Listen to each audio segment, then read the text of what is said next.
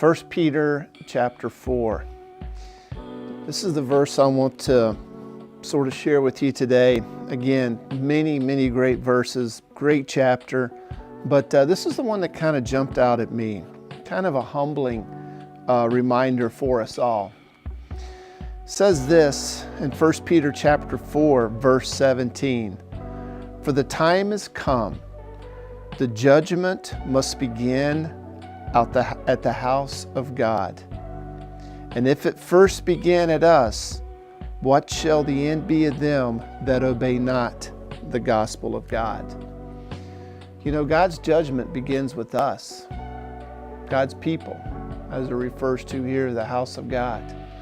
That should be a humbling reminder to us all, a sobering reminder to us each and every day to take account of our actions, of our words, and of our deeds.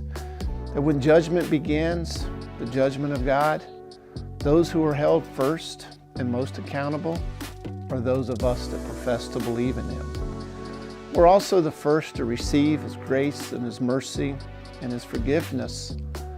But if we don't choose to receive that grace, mercy, and forgiveness and continue to go forward in our foolishness, in our wayward ways, so to say, then we need to always be mindful that God says that my judgment is going to begin with you first. And then it says, for those who have chosen not to believe, it's going to be much more difficult, much more challenging.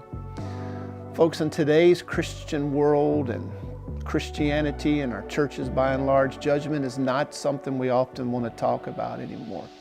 But judgment is real. And without judgment, we don't honestly really understand what love is.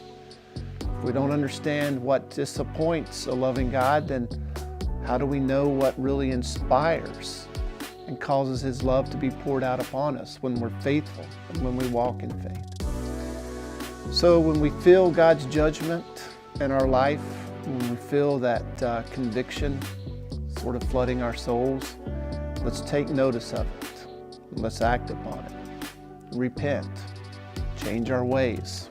Go back in the other direction, as the word actually means. Because judgment does begin with those of us who confess to be followers of Christ. So let's receive it, walk in it, learn from it, let it change our ways, and then hopefully in doing so, inspire the world around us to receive it for themselves and along with it, God's love. God bless everybody and enjoy 1 Peter chapter 4 today.